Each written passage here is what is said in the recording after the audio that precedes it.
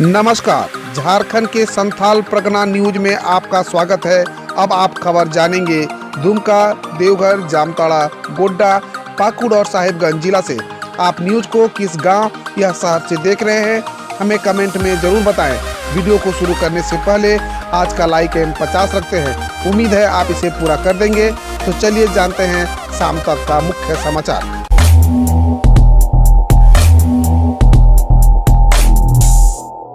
झारखंड में दुर्गा पूजा को लेकर गाइडलाइन हुआ जारी। रावण दहन से लेकर पंडाल में प्रवेश पर लगी रोक। कोरोना की तीसरी लहर को देखते हुए इस बार दुर्गा पूजा पंडाल में श्रद्धालु नहीं, सिर्फ पुजारी, आयोजक व वॉलंटियर को ही जाने की अनुमति होगी। उनकी संख्या अधिकतम 25 होगी। केवल पारंपरिक तरीके से ही पूजा पाठ की अनुमति होगी। इसमें लोगों की भागीदारी नहीं होगी। श्रद्धालु दूर से ही प्रतिमा का दर्शन कर सकते हैं। 18 साल से कम उम्र के बच्चों के पंडाल में प्रवेश करने पर रोक रहेगी। प्रतिमा की ऊंचाई अधिकतम 5 फीट से अधिक नहीं होगी और पंडाल छोटा होगा। आज दिन भर छाए रहेंगे बादल। जानिए विश्वकर्मा पूजा पर कैसा रहेगा आपके शहर का मौसम। राजधानी रांची में विश्वकर्मा पूजा के दिन सुबह का मौसम सुहावना बना हुआ है। आसमान में हल्के से मध्यम दर्जे के बादल देखने को मिल रहे हैं। वहीं आर्द्रता का स्तर 87% है। सुबह 8 बजे से 7 बजे 7 किलोमीटर की रफ्तार से धीमी हवा चलने से लोगों को गर्मी का एहसास नहीं हो रहा है। मौसम विभाग के अनुसार आज दिन भर रांची में बादल छाए रहेंगे। इसके साथ ही शाम तक 1 से 2 बार हल्की बारिश हो सकती है। इस दौरान शहर के अधिकतम तापमान में 2 डिग्री तक की बढ़ोतरी होने की संभावना है, जबकि न्यूनतम तापमान लगभग सामान्य रहेगा। 13 साल में एसटीएफ के 63 जवानों को ब्रेन मलेरिया और सांप काटने से मौत। जंगलों में तैनाती के दौरान कोई सुविधा नहीं। नक्सलियों के खिलाफ अभियान में वर्ष 2008 से जंगलों में झारखंड जगुआर असाल्ट ग्रुप में तैनात 63 जवानों को जान सांप बीमारी व जंगली जानवरों के लिए ली है।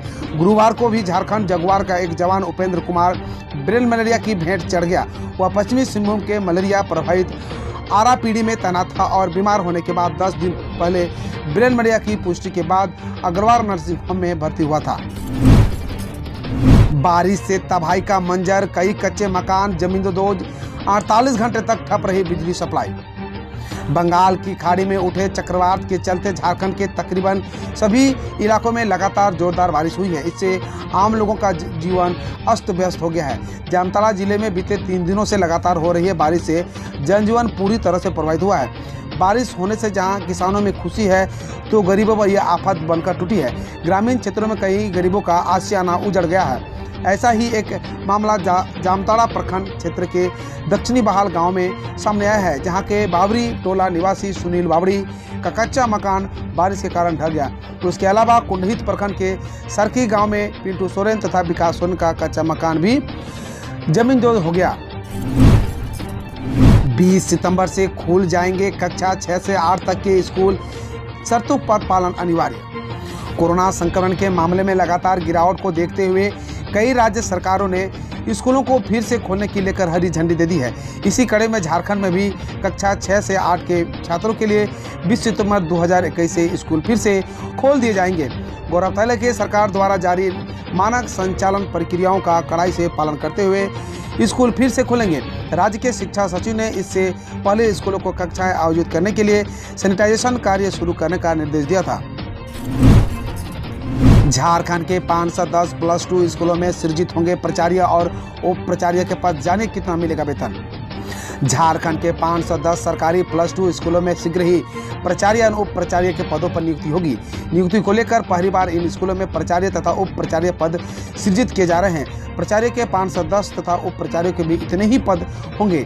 अभी तक इन स्कूलों में प्राचार्य और उप प्राचार्यों के पद की सृजित नहीं थे। स्कूली शिक्षा व साक्षरता विभाग इन +2 स्कूलों में प्राचार्य और उप प्राचार्य के पदों को सृजन को लेकर प्रशासी पदवर्ग समिति को प्रस्ताव भेजने की तैयारी कर रहा है। प्रशासी पदवर्ग समिति की स्वीकृति के बाद उस पर कैबिनेट का अनुमोदन लिया जाएगा।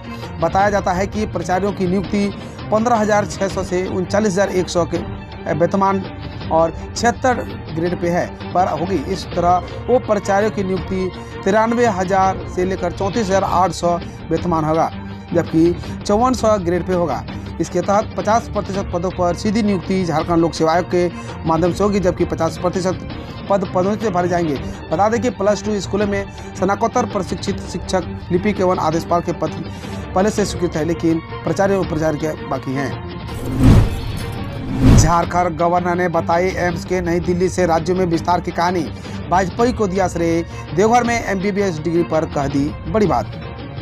देवघर के डाबरग्राम स्थित पंचायत प्रशिक्षण संस्थान में संचालित एम्स के शिक्षण संस्थान में गुरुवार को आयोजित वार्षिकोत्सव समारोह में राज्यपाल रमेश बैस ने स्वीकृत की। यह कहा कि डॉक्टर को धरती के भगवान का दर्जा मिला है, उन पर लोगों की उम्मीदों का दबाव रहता है, इसलिए चिकित्सकों को काफ़ी धैर्य से काम करने की जरूरत है। उनके अच्छे व्यवहार से मरीज आधा यूं ही ठीक हो जाता है। इस संस्थान के प्रति लोगों का काफ़ी विश्वास है। हर किसी को लगता है कि उसे एम्स में इलाज कराया तो जरूर ठीक हो जाएगा।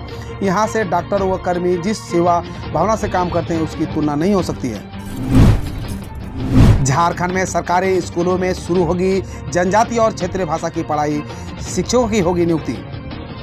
झारखंड के सरकारी स्कूलों में प्रारंभिक स्तर से ही जनजातीय और क्षेत्रीय भाषा की पढ़ाई शुरू होगी।